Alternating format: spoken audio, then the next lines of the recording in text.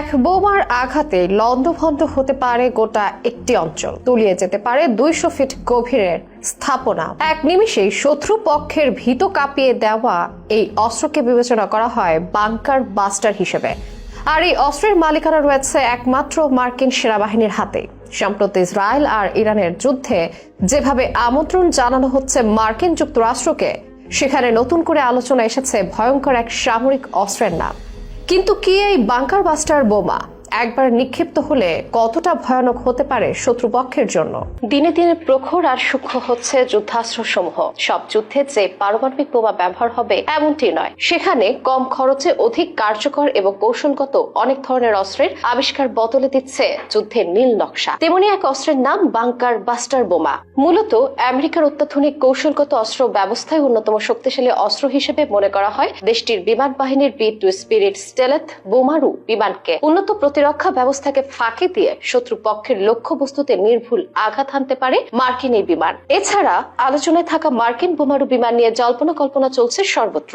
এখন পর্যন্ত মার্কিন বিমান বাহিনীর B-2 বোমারু বিমানকে ইতিহাসের সবচেয়ে ব্যয়বহুল সামরিক বিমান হিসেবে মনে করা হয়। প্রত্যেকটি বিমান তৈরিতে ব্যয় হয় প্রায় 2.1 বিলিয়ন মার্কিন ডলার। সর্বাধুনিক স্টেলথ প্রযুক্তির ব্যবহার করা হয় অস্ত্র নির্মাতা কোম্পানি নর্থরপ গ্রুম্যানের তৈরি এই বিমানে। 1980-র দশকের শেষের দিকে বিমানের উৎপাদন শুরু করে নর্থরপ গ্রুম্যান। তবে সোভিয়েত ইউনিয়নের পতনের পরে এই বিমানের উৎপাদনের লাগাম টানা হয়। এরপর মাত্র 21টি বিমান তৈরি করেছে কোম্পানিটি। এই বোমারু বিমানের আওতায় 6000 নটিক্যাল মাইলেরও বেশি। একবার উড্ডয়নের পর পুনরায় জ্বালানি না নিয়ে যুক্তরাষ্ট্রের মূল ভূখণ্ড থেকে বিশ্বের যে কোনো প্রান্তে হামলা চালাতে সক্ষম B-2 আবার আকাশপথে জ্বালানি ভরার সুবিধা থাকায় কার্যত যে কোনো লক্ষ্যবস্তুতে পৌঁছাতে পারে এই বিমান। আর এর প্রমাণ পাওয়া যায় যুক্তরাষ্ট্রের মিশরে অঙ্গরাজ্য থেকে উড়ে সরাসরি আফগানিস্তান এবং লিবিয়ায় পরিচালিত অভিযানের দিকে তাকালে। মার্কিন বিমান বাহিনীর বহরে থাকা অত্যাধুনিক এই যুদ্ধ বিমান 18,143 কেজিরও বেশি ওজনের অস্ত্র বহন করতে পারে। শুধু তাই নয়, পারমাণবিক এবং প্রচলিত উভয় ধরনের অস্ত্র বহনের সক্ষম এই বিমান। বিমানটির ভেতরে অস্ত্র রাখার জায়গা